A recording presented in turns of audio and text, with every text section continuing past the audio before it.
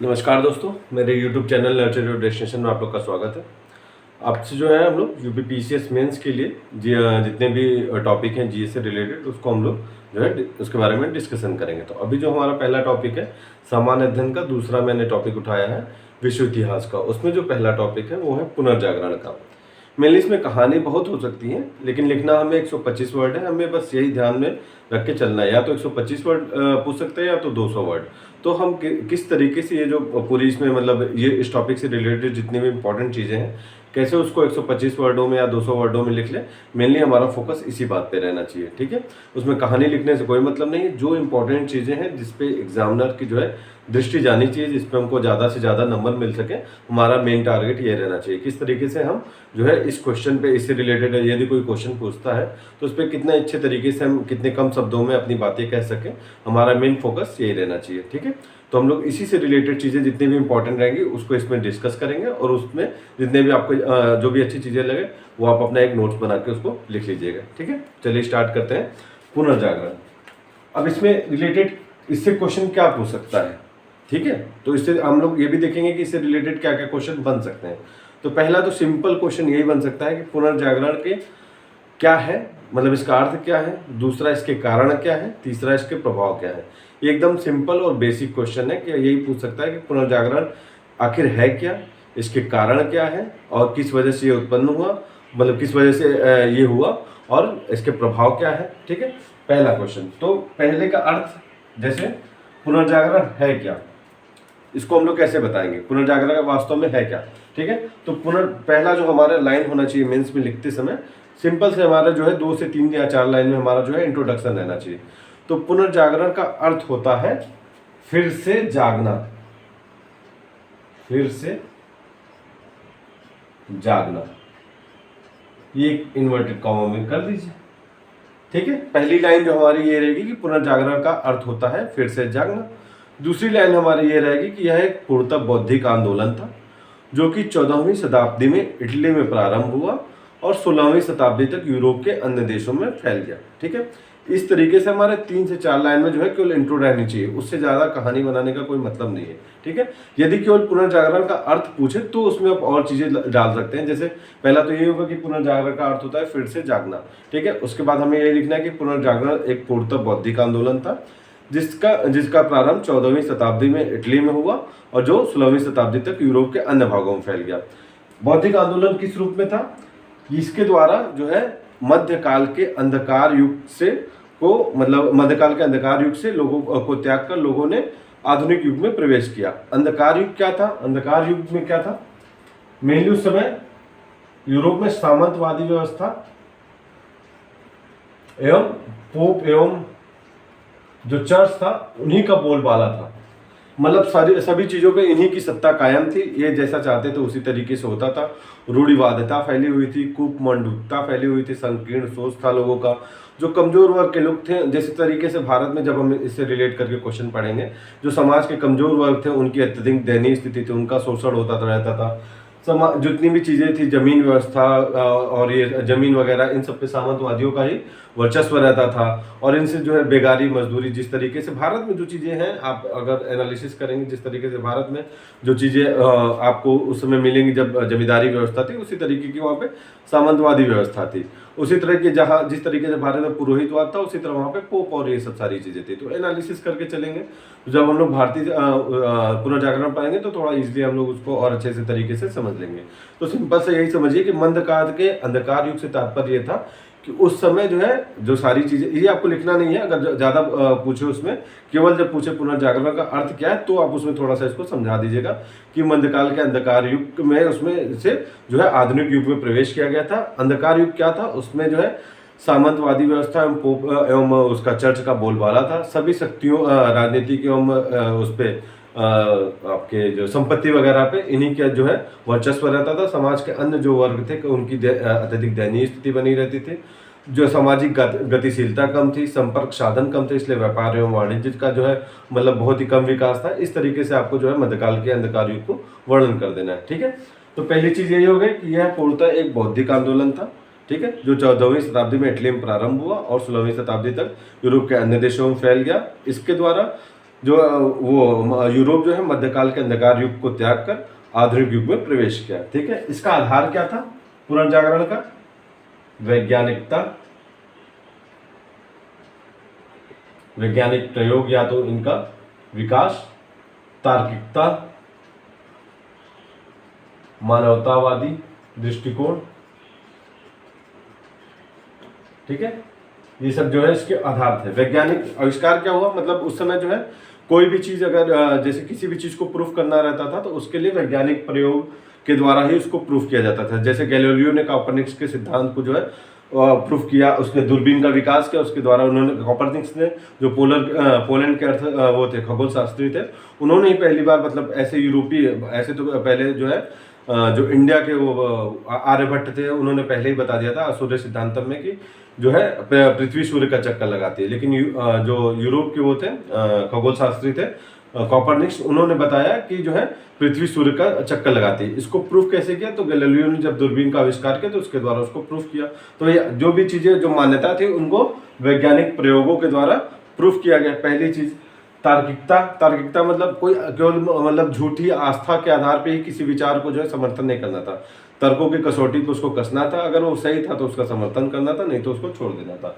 मानवतावादी दृष्टिकोण क्या था? मानव के बारे में सोचना, मानव की जीवन की समस्याओं को किस तरीके से समाधान किया जा सके, किस तरीके से उसके जीवन को खुशहाल बनाया जा सके, इन सब चीज़ों पे जो है पुनर्जागरण पे ध्यान दिया गया। ठीक है, तो पहला जो है हमारा जो अगर आंसर राइटिंग लिखना है तो हमारी पहली जो लाइन होगी यही रहेगी। अगर थोड़ा उसको और अच्छे तरीके से लिख सकते हैं, जैसे पहला तो आपको इंट्रोडक्शन में यही लिखना है कि पुनर्जागरण का अर्थ क्या होता है? फिर से जागना।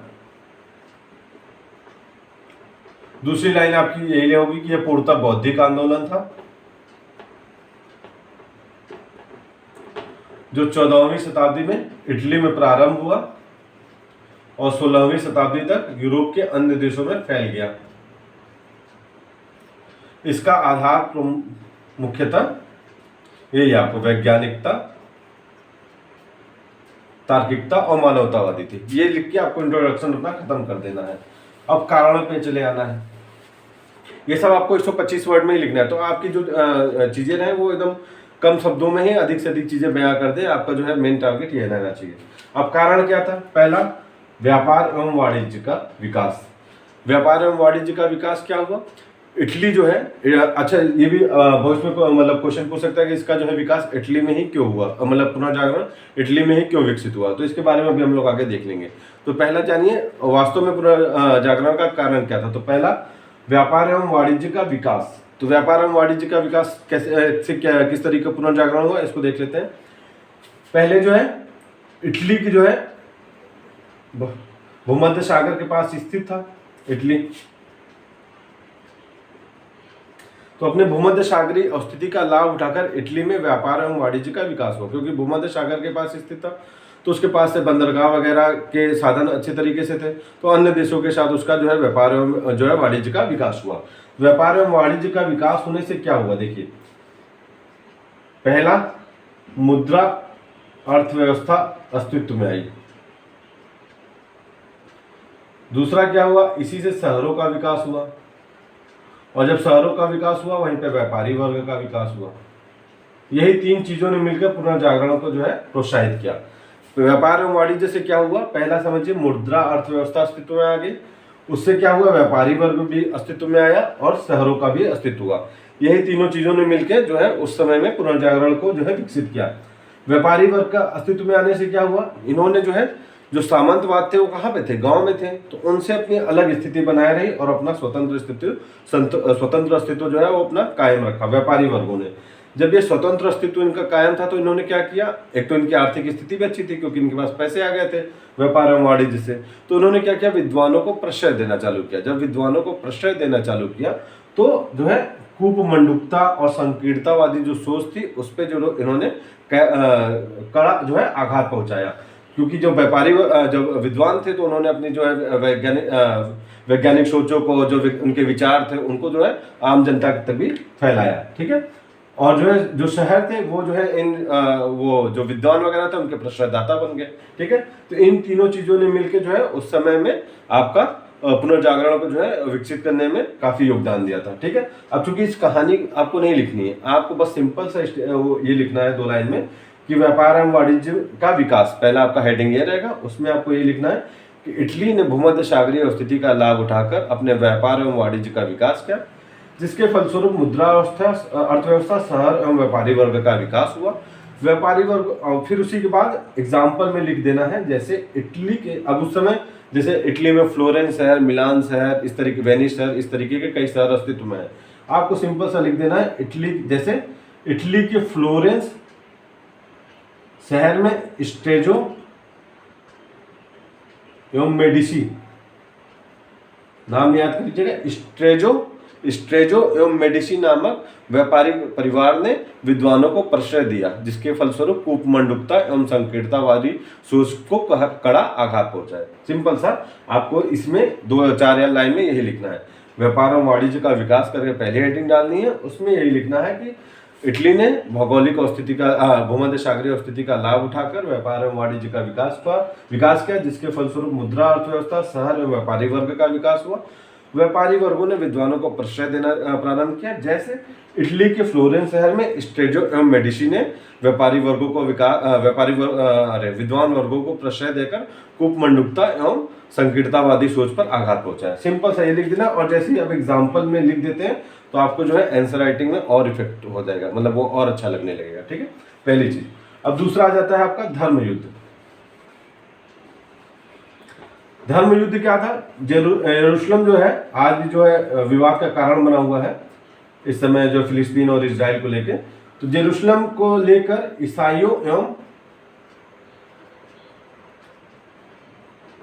सल्जुक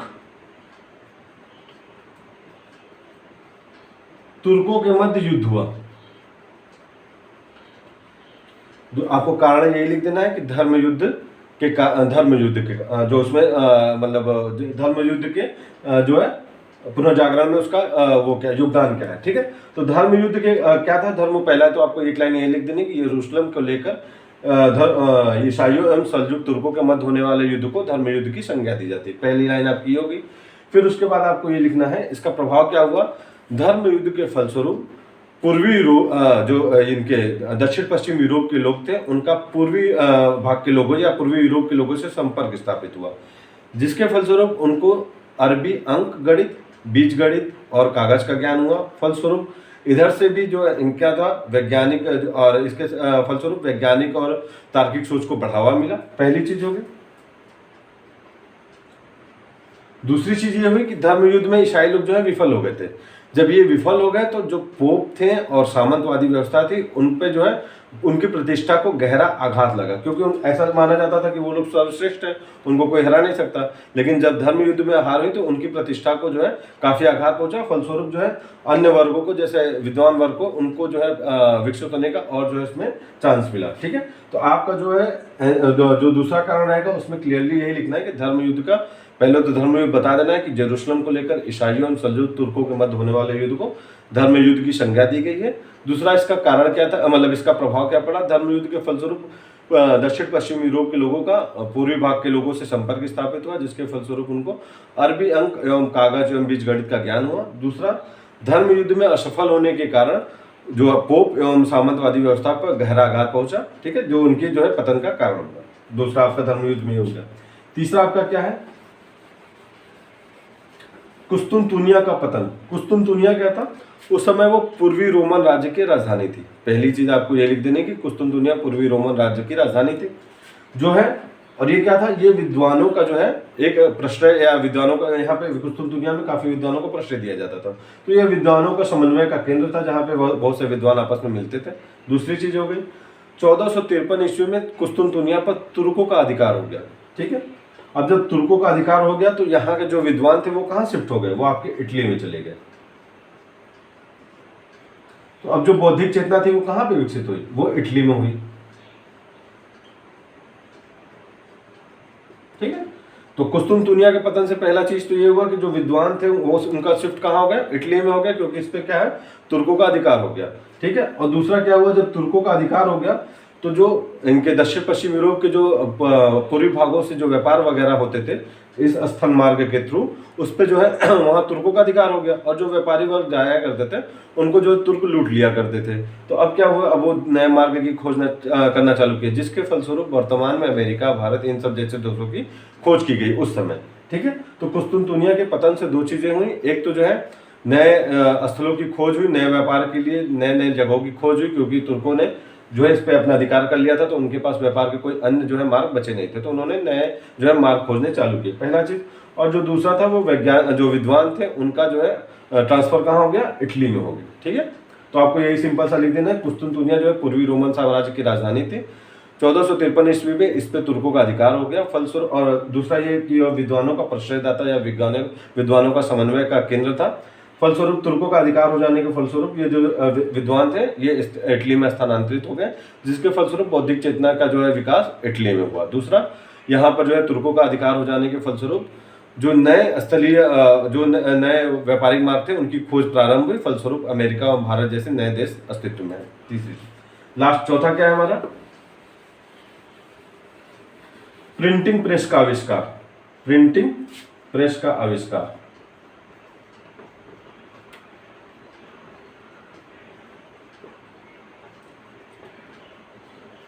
इसकी खोज किसने थी, गुटेनबर्ग ने।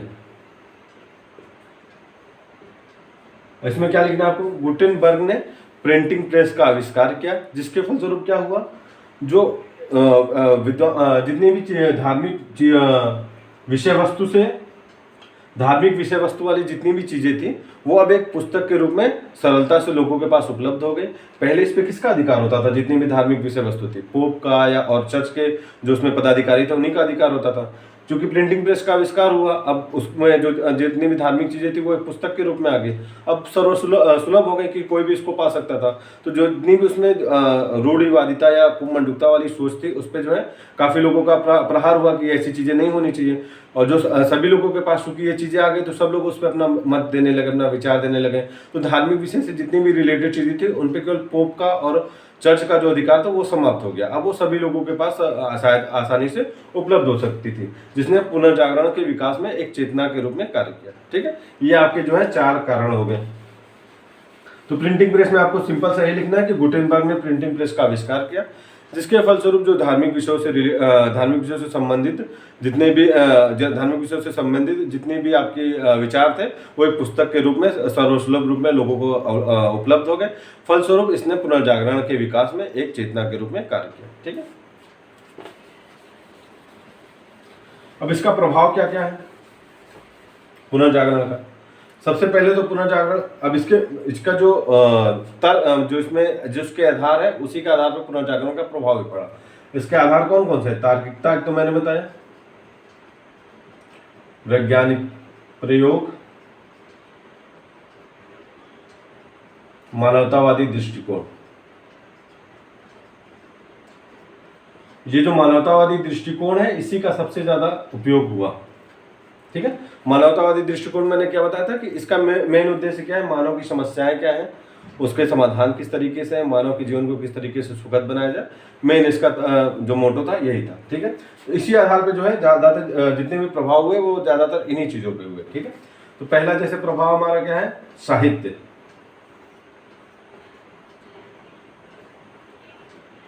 पहला प्रभाव में ये लिखेंगे, पहले जो साहित्य लिखे जाते थे वो केवल यूनानी या तो लैटिन भाषा में ही लिखे जाते थे, किंतु पुनर्जागरण के फलस्वरूप ये जो है अन्य भाषाओं में भी, जैसे स्पेनिश, फ्रेंच, जर्मन इत्यादि भाषाओं में भी लिखे जाने लगे। पहला साहित्यिक भाषा को लेकर। दूसरा, इसकी विषय वस्तु। पहले विषय वस्तु क्या होती थी, पहले विषय वस्तु केवल धार्मिक होती थी।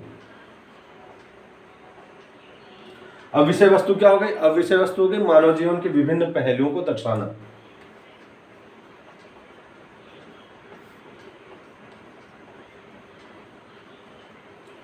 विभिन्न घटनाओं को, पहलुओं को दर्शाना। ठीक है, तो आपको दूसरे लाइन में ये लिखना है कि अब पुनर्जागरण से पहले जो साहित्य की विषय वस्तु हुआ करती थी वो मुख्यतः धार्मिक विषयों से प्रेरित हुआ करती थी, परंतु पुनर्जागरण के बाद में जो विषय वस्तु हुई वो आपकी मानव जीवन की विभिन्न घटनाओं को दर्शाने के लिए प्रयोग किए जाने लगे। और इसमें जैसे एग्जाम्पल आपको लिख देना है। एग्जाम्पल कौन कौन से थे? शेक्सपियर हो गए, एक रेबिलास थे, इस तरीके से। ठीक है, आपको फिर उसी में नीचे एग्जाम्पल लिख के आपको बता देना है कि जैसे शेक्सपियर ने मानव जीवन के अपने विभिन्न कथानकों में मानव जीवन के विभिन्न पहलुओं को दर्शाया है। ठीक है, पहला साहित्य से रिलेटेड हो गया। अब इसी तरह है दूसरा राजनीतिक साहित्य।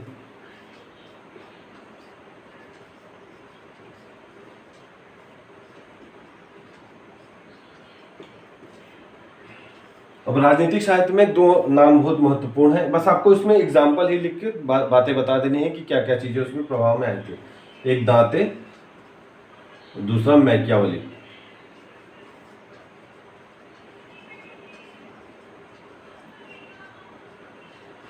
आखिर ये देना क्यों पड़ा राजनीतिक साहित्य में, मतलब इनको आना क्यों पड़ा? क्योंकि सामंतवादी व्यवस्था और पोप का इतना ज्यादा वर्चस्व हो गया था कि उस समय एक ऐसे राजतंत्र की आवश्यकता महसूस हो जाने लगी जो एकदम निरंकुश हो और जो इन सब चीजों पे कंट्रोल कर सकता हो। इन्हीं सब चीजों के लिए दांते और मैकियावेली ने अपने अपने सिद्धांत दिए। पहले ये सब ऐसा नहीं कर सकते थे, पहले धार्मिक विषयों पे ही बता सकते थे, लेकिन चूंकि पुनर्जागरण फलस्वरूप इनमें भी चेतना आई तो इन लोगों ने अपना अपना विचार जो है राजनीतिक से रिलेटेड अपना प्रस्तुत किया। दांते की प्रमुख पुस्तक है द मोनाक्रिया। आपको ये लिखना है, लिखेंगे तो आपके नंबर जो है ऑटोमेटिक बढ़ जाएंगे। द मोनाक्रिया, दांते ने अपनी प्रसिद्ध कृति द मोनाक्रिया में यह बताया कि अधार्मिक विषयों में राज्य शक्ति ही सर्वोच्च होनी चाहिए। सिंपल सा आपको ये बताना है कि राजनीतिक साहित्य में दांते ने बताया है कि अधार्मिक विषयों में जो है अधार्मिक विषयों में राज शक्ति ही सर्वोच्च होनी चाहिए। इसी तरह मैकियावेली की पुस्तक है द प्रिंस, उसमें इन्होंने बताया है कि साध्य के लिए यह महत्वपूर्ण नहीं होता है कि साधन कैसा हो। साधन शुद्ध भी हो सकता है, अशुद्ध भी हो सकता है, मतलब किसी भी प्रकार का साधन प्रयोग कीजिए लेकिन साध्य को पाइए। मतलब ये पूर्णतः यथार्थवादी थे।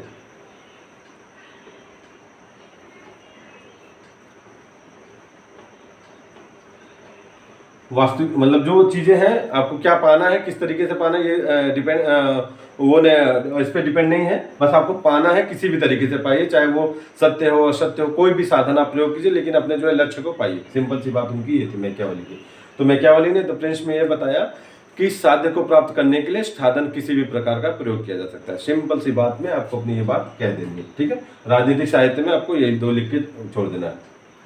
अगर एक आध दो लाइन और लिखना है तो उसमें ये लिख सकते हैं कि वर्तमान उस समय में जो है पुनर्जागरण से पूर्व सामंतवादी पोप की अत्यधिक शक्तियों में अत्यधिक वृद्धि के कारण एक निरंकुश राज्यतंत्र की आवश्यकता महसूस करते हुए तो मैकियावेली ने द प्रिंस नामक अपनी कृति में निम्नलिखित राजनीतिक विचार प्रस्तुत किए। ठीक, ये आपके राजनीतिक साहित्य से रिलेटेड हो गए। दूसरा आपका आता है स्थापत्य। पुनर्जागरण से पहले क्या हो रहा था कि गोथिक शैली थी,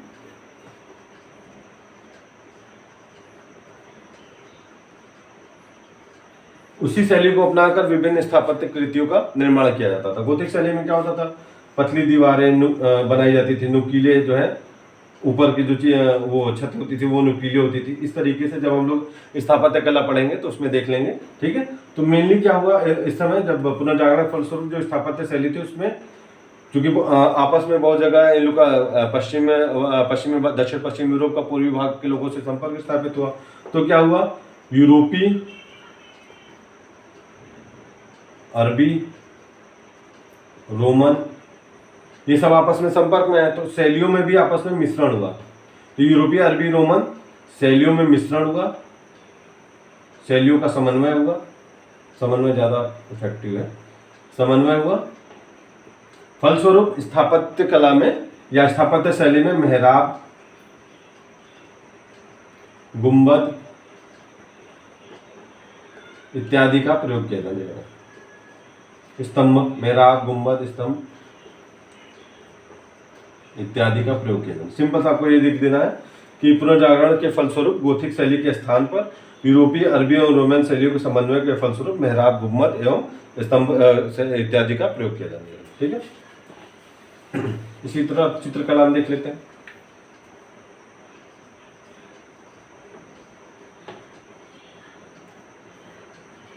चित्र का पहले जो चित्र बनाए जाते थे वो भी धार्मिक विषयों से काफी प्रेरित रहते थे, लेकिन जब ये पुनर्जागरण हुआ तो उसके फलस्वरूप क्या हुआ, मानव के विभिन्न अंगों को भी बहुत बारीकी के साथ दिखाया जाने लगा और मानव से संबंधित जो घटनाएं बताया था ना, मानववादी दृष्टिकोण, उन्हीं से संबंधित उनके जीवन से के विभिन्न पहलुओं को जो है चित्र के माध्यम से दर्शाया जाने लगा। तो इसमें कौन कौन चित्रकार थे? राफेल, इन्होंने क्या बनाया था? द मैडोना, जो यीशु मसीह जी की माता जी थी, मैडोना जी का चित्र बनाया था। एक बहुत प्रसिद्ध कलाकार है लियोनार्डो डा विंची, आप लोगों ने नाम सुना होगा।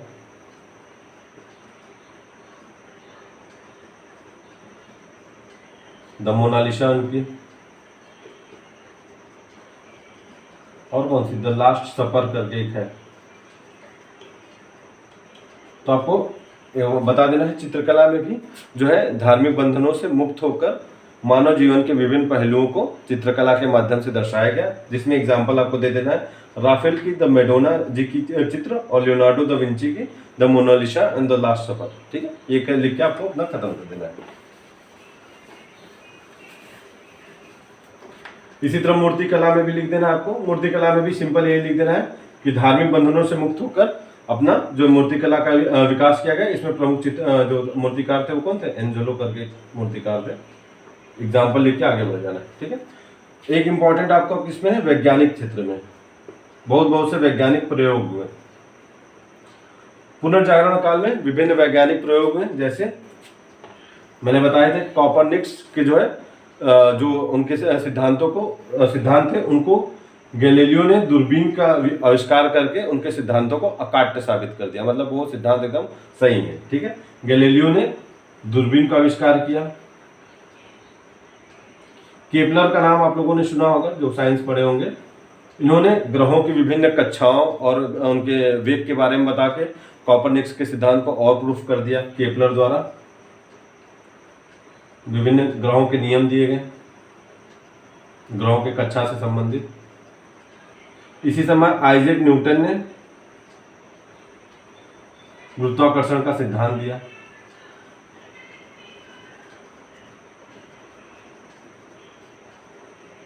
ठीक है, तो इस तरीके से आपको वैज्ञानिक प्रगति के बारे में बता देना है। ठीक है, तो मेनली हमारे जो प्रभाव आपके साहित्य, राजनीतिक, स्थापत्य, चित्रकला, मूर्तिकला, वैज्ञानिक आविष्कार, 5 तरीके से इसके आपके प्रभाव बता देने हैं। लास्ट में आपको जो है अपना कंक्लूजन लिखना है।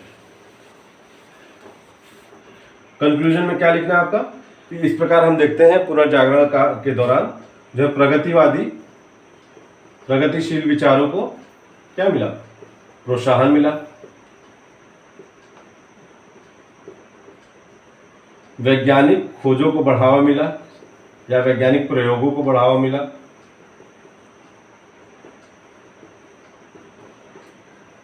व्यापार वाणिज्य में उन्नति हुई। फलस्वरूप उपनिवेशवाद को बढ़ावा मिला। ये लिख के अपना जो है खत्म कर देना। ठीक है, अब क्वेश्चन कैसे पूछेगा एक बार हम लोग फिर से 2 मिनट में इसको देख लेते हैं।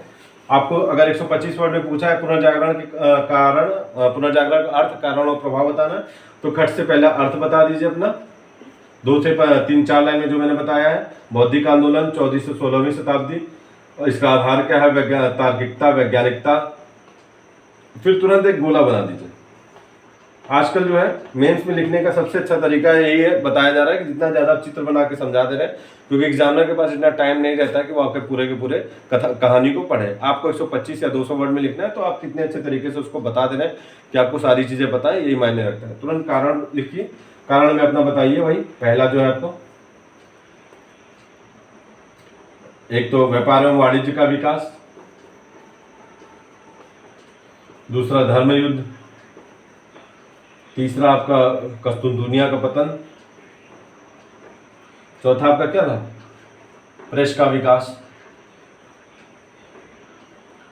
और अच्छे से अगर थोड़ा उसमें आपके पास जगह है तो बता, उसी में ये लिख दीजिए, इटली के फ्लोरेंस शहर। धर्म युद्ध में भी अपना बता दीजिएगा, अरबी अंक का ज्ञान।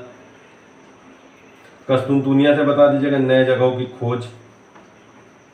प्रेस का आविष्कार के लिए लिख दीजिएगा गुटेनबर्ग। अब इसी के फिर अपना नीचे लिख के दो दो लाइन लिख दीजिए, व्यापार एवं वाणिज्य का विकास है तो उसी की बात लिख दीजिए कि व्यापार एवं वाणिज्य के विकास के इटली में भौगोलिक स्थिति का या भूमध्य सागरीय स्थिति का लाभ उठाकर व्यापार एवं वाणिज्य का विकास हुआ, जिसके फलस्वरूप मुद्रा अर्थव्यवस्था, शहर, व्यापारियों का विकास हुआ।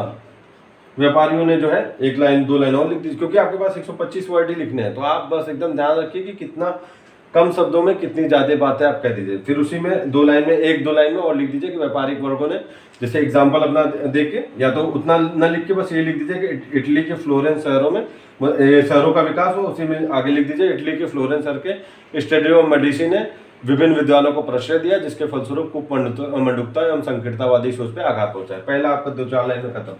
धर्म युद्ध, ईसाइयों एवं सलजुक तर्कों के बीच होने वाले युद्ध को धर्मयुद्ध की संज्ञा दी गई। इसके फलस्वरूप दो परिणाम हुए। पहला आपका यही हुआ कि इसके फलस्वरूप पश्चिम भागों का पूर्वी भाग के लोगों से संपर्क स्थापित हुआ। दूसरा आपको इसके फलस्वरूप जो है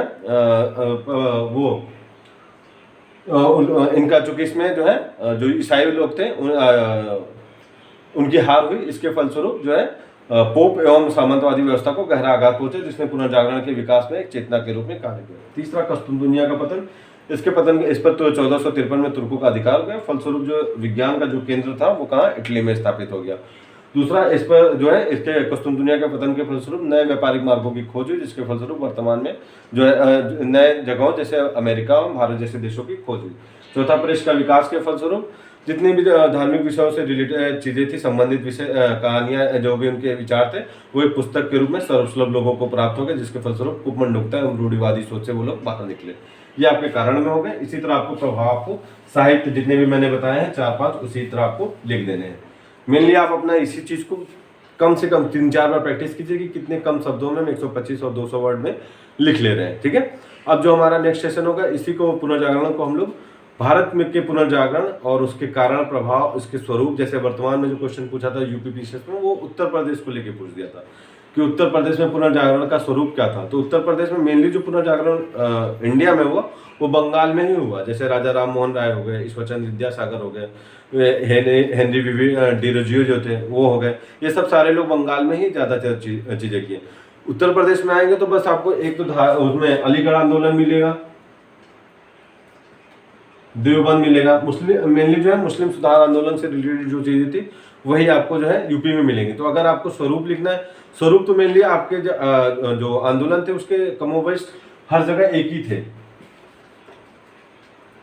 तार्किकता, प्राचीन जो है सोच, प्राचीन जो है प्राचीन ज्ञान को बढ़ावा देना, तो केवल वो स्वरूप पूछा था। तो आप इस तरीके से लिख के एक जनरल मार्किंग तो पा सकते हैं, लेकिन अच्छी मार्किंग आपको तब मिल जाती है जब मिल जाएगी जब आप जैसे उसके बारे में बता देंगे। अगर आपको धार्मिक जो है मुस्लिम आंदोलन के बारे में पता है, उस समय के जो मुस्लिम धर्म सुधार आंदोलन से रिलेटेड है, अलीगढ़ आंदोलन हो गया और देवबंद आंदोलन हो गया, इस तरीके से 2-3 आंदोलन जो यूपी में हुए थे उनको भी लिख देंगे तो वो आपके जो है नंबर जो है इसमें बढ़ जाते हैं। मानववादी दृष्टिकोण को बढ़ावा देना, और अगर इंडिया में बात की जाए तो क्या था, पुरोहितवाद पे आघात, यही सब तो इसके स्वरूप थे। और क्या था जो है, ये केवल जो है ऊपरी जो है मध्यम वर्ग तक ही जो है इसका प्रभाव रहा, जो नीचे के तबके के लोग थे उन पे इनका ज्यादा प्रभाव नहीं रहा।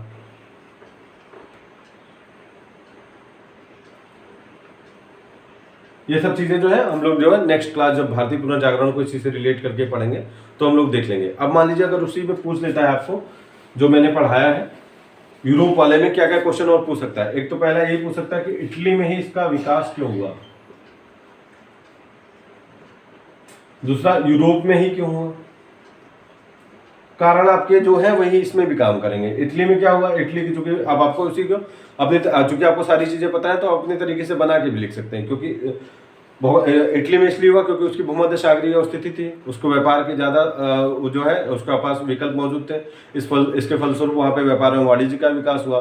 फिर वही चीज़ें मुद्रा अर्थव्यवस्था का विकास हुआ, व्यापारिक वर्ग का विकास हुआ और उसके फलस्वरूप नए शहरों का विकास हुआ। नए शहरों के विकास होने के फलस्वरूप वो जो है सामंतवादी व्यवस्था से अपने को बचा के रखे रहे सामंत, जिसके फलस्वरूप वहाँ पे जो व्यापारिक व्यवस्था उसने विद्वानों को जो है वहाँ पे प्रश्रय दिया, जिसके फलस्वरूप वहाँ पे आपके नए नए बौद्धिक चेतना का विकास हुआ। दूसरा, कुस्तुनतुनिया का पतन लिख दीजिएगा। कुस्तुनतुनिया का पतन हुआ जिसके फलस्वरूप जो वैज्ञानिक थे ये कहाँ पे आपके शिफ्ट हो गए, ये यहाँ पे आपके इटली में शिफ्ट हो गए। इस तरीके से 2-3 उसी कारण में जो मैंने कारण बताया उसी में आपको बता के लिख देना कि इटली में होने के कारण आखिर वही तो है, क्योंकि व्यापार वाणिज्य का विकास हुआ, कुस्तुनतुनिया का पतन हो गया, और जो चित्रकार थे राफेल वगैरह ये सब का विकास हुआ वहाँ पे। ठीक है, इस तरीके। और यूरोप में पूछेगा तो वही सेम कारण आपको लिख देना कि वैज्ञानिक जो आविष्कार भी वही कहाँ हुए, यूरोप में हुए, जिसके जैसे आपके गुटेनबर्ग का प्रेस का आविष्कार हुआ। धर्म युद्ध भी कहाँ हुए, आपके यूरोप में हुए, जिसके फलस्वरूप आपस में समन्वय हुआ। तो ये सब का जब आप बेसिक चीज़ें जानते रहेंगे तो अगर उससे रिलेटेड घुमा के क्वेश्चन में पूछेगा तो आप उसको अपने शब्दों में लिख के, क्योंकि 125 वर्ड लिखने हैं, तो 125 वर्ड में आप मेन उनके टॉपिक लिख देते हैं तो आपका जो है काम बन जाता है। ठीक है, तो चलिए नेक्स्ट में हम लोग जो है जो क्लास रहेगी उसमें हम लोग भारतीय पुनर्जागरण से रिलेटेड जितने भी कोई चीज़ें रहेंगी टॉपिक उसको डिस्कस कर लेंगे। Thank you.